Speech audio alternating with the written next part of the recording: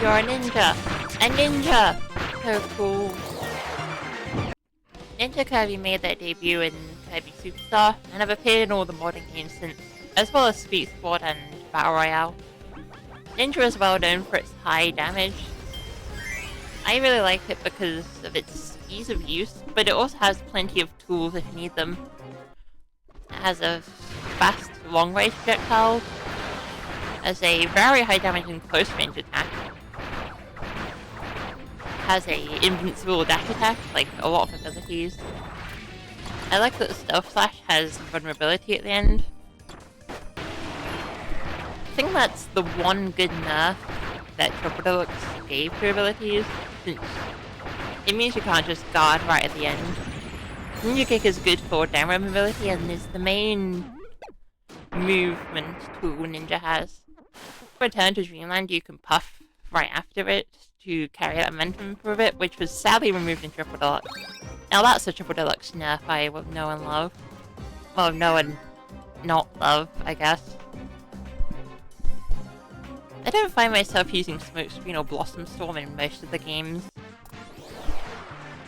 The on-the-spot invincibility moves, with Smokescreen being faster, with Blossom Storm being slower but granting more invincibility. Maybe Smokescreen would be cooler if I used it more, but in the main games I don't really find use of Blossom Storm. But in Kirby Fighters 2, Blossom Storm is an amazing move. It's more or less Ninja's premier combo ender, since it sucks in enemies and just drags them into the flowers. At the end you can also puff out to deal just a bit of extra damage. It's really cool. Smokescreen also has used as the main follow-up from Ninja Kick on block pressure. I'm not too familiar with Fighters 2, so I'm sure there's more fun combos to be found, but this is the only one I know. Quad Shock is interesting because in Triple Deluxe onwards it only activates on grounded targets. But when it does activate, it does huge damage.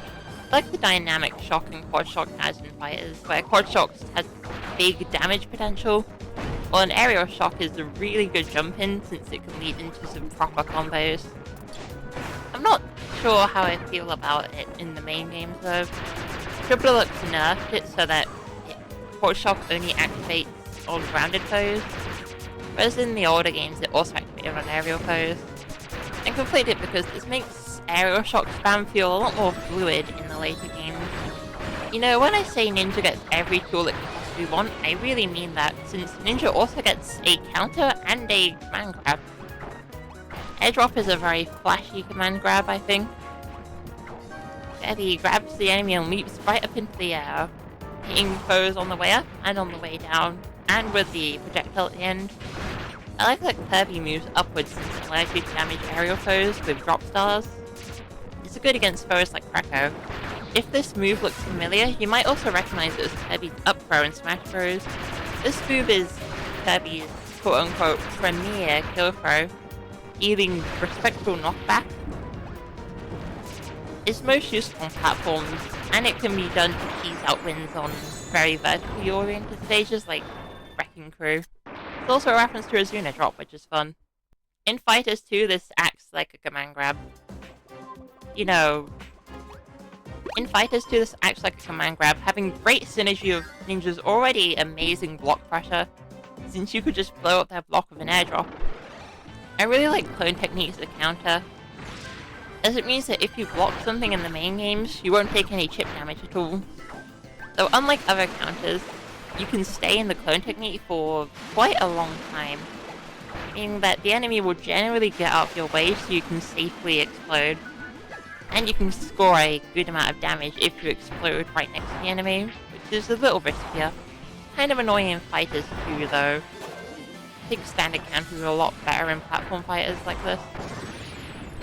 I can never wrap my head around the smoke bomb disappearing thingy they have in the Return to Dreamland game. Basically, when you get hit, or if you block a hit, you can press the attack button to turn invisible, then press it once more to reappear with an explosion. It's kinda like clone technique, but because it doesn't activate automatically, I struggle a lot with using it. I much prefer clone technique from Triple Deluxe onwards. Squeak Sword has reworked Ninja quite a bit, turning its quick kunais into more slow shurikens. Ninja Kick is still there, as well as Airdrop.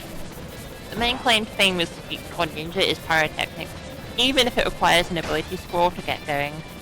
This move allows Kirby to charge up for an absolutely massive attack, kinda like Hammer Flip. While I don't think the shurikens are that great, they can also be used to stun-lock the squeaks if you know what you're doing. I don't believe the dash attack in Superstar or Squeak Sword has an invincibility, which makes it really annoying to use on bosses. All that's left now are the other moves. Wall clinging and wall jumping is very fun. I haven't really found any use for them. I believe they have some tech in Superstar, but I haven't played Superstar enough to know about it. In return games, this wall jump actually goes pretty far, but it goes practically nowhere in Triple Deluxe onwards. The wall kunai is also too slow to get anything done, really. I'm not sure why they made it so slow. This is like Kirby Fighters level of slow. Stealth Water Gun also exists. Instead of firing straight forward, Kirby fires his water gun upwards. Interestingly enough, this is a splash element attack, means it can activate splash combos. I once tried doing a very janky solution to try and get splash with only Ninja and Rock. Sorry, Ninja and Stone. It was very cumbersome, and it needed, like, Rock to be on the ground while Ninja's in the water. And Ninja doesn't really have much time to get the sword upwards, so it's very annoying. It did eventually work, but when it came to doing it in the true arena, the only boss with water, you know, Void Termina, I learned that, one, I don't think it's really possible to have Kirby fire the attack and be on the ground to hold upwards to activate the combo, while also having the splash hit the stone.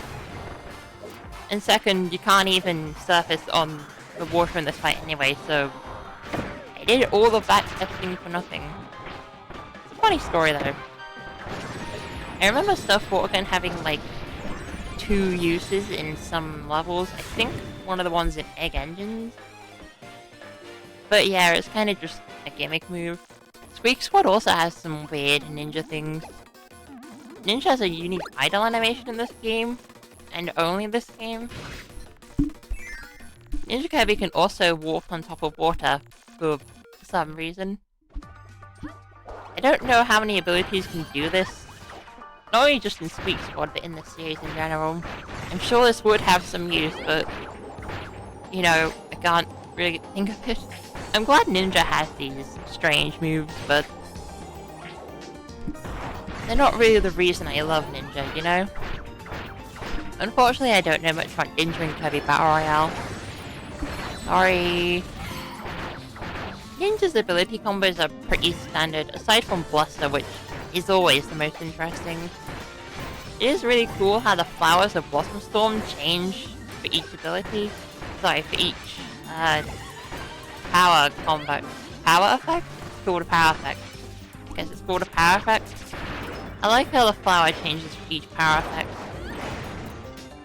But they all more or less do the same thing. I think Zap is the second most interesting because it strikes from above. The Bluster is the most interesting since it gives Kirby a big upwards mobility after he slams down the flowers. The Dash Dash also gets reworked with this power combo effect, power effect, I'm thinking 64 again. But Kirby not just dashes to the side, but also dashes upwards. Well, this is cool. It makes this move way more annoying to use than it should. So, yeah. Alongside all this mechanical info, there's also another reason I like Ninja. That's because it's a ninja. Ninjas are objectively the coolest thing ever, and I think Kirby really rocks this attire. Purple blends in rather nicely while also standing out a good amount.